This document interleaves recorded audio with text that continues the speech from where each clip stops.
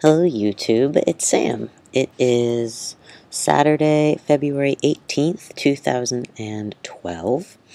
Wow, I don't think I've said 2012 out loud that much. It sounds weird still. Anyway, I just wanted to make a video because a couple of things have come up and I think they're pretty interesting and I wanted to document them. So, one of the things that I've realized is that I had a very, very narrow definition of what male meant prior to hormones. And it's interesting that I thought that because I have always had a very broad definition of what female means. You know, I haven't identified as female in a long time, but I spent many years identifying within what I called, a spectrum of female identity. You can be a tough female, you can be, a wimpy female, you can be tough sometimes and wimpy other times, and you can like all kinds of things, and you can like sports if you like them, you can like dresses if you like them. I had a really, really much wider than all these examples definition of what female could mean.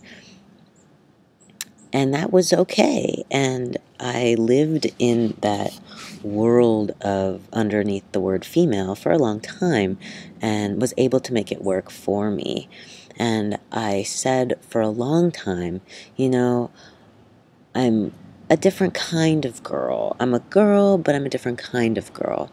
And then I was like, no, I'm not a girl, but I'm definitely not a boy either. I'm definitely not male. The word male had a very, very, very, very narrow idea and definition of what that could mean. And it took a long time and a lot of deconstruction that I talked about like forever ago, about how I came to recognize that there's all different kinds of maleness and all different kinds of being male, and that it's not just the social constructions, that it's just another way of being. And I went with that, and that was one of the reasons that I felt confident in beginning hormones, because I realized that there's all different kinds of male-identified people. I personally didn't identify as male at that time, and I still don't, but I'm getting closer, and it's really interesting. It's been about 1.5 years on hormones, and I feel like my definition of maleness is slowly broadening, is slowly opening up, encompassing more, and being more flexible. Because it's interesting, no matter how progressive I felt I was in my thinking about gender and the varieties of gender and gender queerness and fluidity of gender, for some reason, for a long time, up until recently, I was still really stuck on male being a very definitive, specific thing that I was not. And as I'm growing into this more masculine presentation, I'd say a closer to male identity, even though I still identify as genderqueer, as that's been happening, that definition has broadened. And it's happened slowly and almost without me realizing, but it's actually a really beautiful thing. I mean, I thought that I was really progressive in terms of my thinking about gender, but in fact, I was really narrow-minded when it came to maleness, and that's something that is new. So I want to talk about it, and I still don't know quite how to talk about it, but I think that it is definitely worth talking about, and me expressing on this channel specifically because of all the work that I've done in my thinking about gender and how I feel like this is huge. Forever I was like, I am not male. That is not me. I know I'm not female. I'm genderqueer, but male? No way. Definitely not. And maybe I'm getting closer to feeling okay identifying that way. I definitely still identify as genderqueer. That still makes a lot of sense and resonates with me. But male is opening up, and I thought that I would talk about it. So, as I have been acclimating to my perceived masculinity, I've also been acclimating to my body reflecting more masculinity and my awareness of what masculinity and maleness can encompass. It's exciting. It's really exciting because it was so narrow, and now I'm realizing how broad it really is and how all the different genders out there, including the binary ones, are really flexible, and there's all different kinds of people and experiences and identities and fluidity within those words. They don't have to be as rigid as I thought, and that's really cool.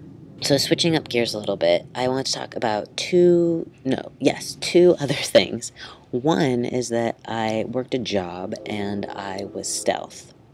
It was for a month and it was teaching, and I never had the intention of being stealth ever.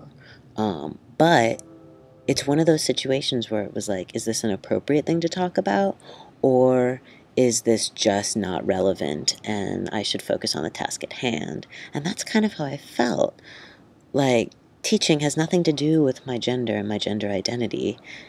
And really what it's about is the information and the learning and the kids and connecting with them. And it was just a really weird experience because there were multiple times where I was just like, what is going on? Like, a kid referenced how on the urinal is the certain word. And I just was like, oh yeah. I've never looked at the urinals at the school. Like, that was weird. Little tiny things like that would come up, and I'd just be like, wow, this is bizarre. Like, no one knew at this place. To the point where a teacher and I were talking, and it came up, where did you go to college? And I was like, geez, I haven't even, come up with what I want to say to this question. I've just been so used to being out and people knowing me and knowing my history and whatever that it hasn't been a big deal to say I went to a women's college. And now all of a sudden, sometimes it's not necessarily the best thing to say. So I gauged the situation for a second, and I was like, I don't think he's going to know. And I said the truth, and he didn't know. And he was like, oh, where's that? And I was like, but it was weird because I was like, God, am I supposed to lie? I don't want to lie. I'm proud of my history. I'm proud of who I am, and I'm proud of going to Smith. Like, that's awesome. But is that necessarily in my highest interest all the time to be 100% transparent? Maybe not. And maybe that's something that I'm learning to navigate, clumsily learning to navigate. So that was okay. But then I was like, okay, in the future, maybe what should I say? And I'm like, all right, there's a couple of schools nearby. I could say I went to Amherst, but I'm not smart enough to have gone to Amherst.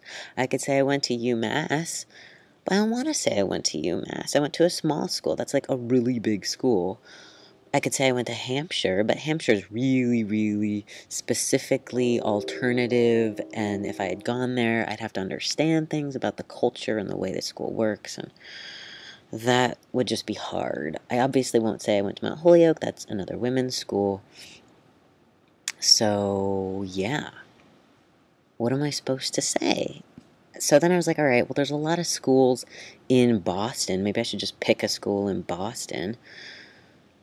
I don't know. I don't want to lie. It just sometimes isn't appropriate. So, if anyone has dealt with that and would like to share their experiences, by all means, enlighten me. I don't know really what to do yet. I'm thinking about it still. And then the other thing I was going to say is that I went to a barber shop for the first time. Well, I went to a barber shop many, many years ago when, I hadn't really been thinking about my gender, and I was just, going in as a butch dyke kind of thing. And, that was a different experience than going in now and passing and not knowing how to act and whatever. And I was like kind of nervous before I went. I was like, is this like a boys' club? And am I going to have to be like macho? And all the things that I really don't resonate with in male culture, you know, and the stereotypical stuff. But I was like, I really want to go to this barbershop. I want a short haircut. I want him to cut my sideburns like in a way that a barbershop would do it. So I got up on my nerve and I went, and I'm almost positive that the guy was gay, which is great. He mentioned a partner. He mentioned his mom being involved in a lot of drag culture stuff. And then the inevitable question came up. He was like, you know, do you live around here? Yeah, I live in Berkeley. Oh, cool. Did you go to school here? No, I went to school on the East Coast. Oh, where'd you go? So I was like, oh God, I'm pretty sure this guy's queer, but I'm not positive. So I just like went with it because I still don't have an answer. And I said Smith, and I think he knew. We didn't have eye contact. I couldn't see his face because I wasn't facing the mirror at that point. So I don't know how he reacted, but he didn't say anything. So yeah, I mean, that was kind of it. Maybe it's going to be like my secret code way of coming out to people, or of like winking at queerness and transness without actually saying it. It's confusing. So, anyway, those are the things I want to talk about. Yeah, this opening up of the definition of maleness is huge. It's really, really big. And, oh, I forgot. How did I forget this? I finally filed my name and gender change paperwork at the courthouse, and my, what do you call it? My court date isn't until June. That's how long the wait is. But that'll be really exciting, and I feel really good about having everything in alignment, changing my name, having my gender reflect my presentation, and, you know, as I said, slowly infiltrating my mindset, and having all that really be in alignment is going to be really good. So, all right, that's all I have to say for now. I would love to hear people's thoughts about all of that, recommendations about schools, what to say, how to judge when it's okay to be out, when it's okay to be stealth, and how you came to understand the definition of male. So, all right, I will talk to you guys later. Bye.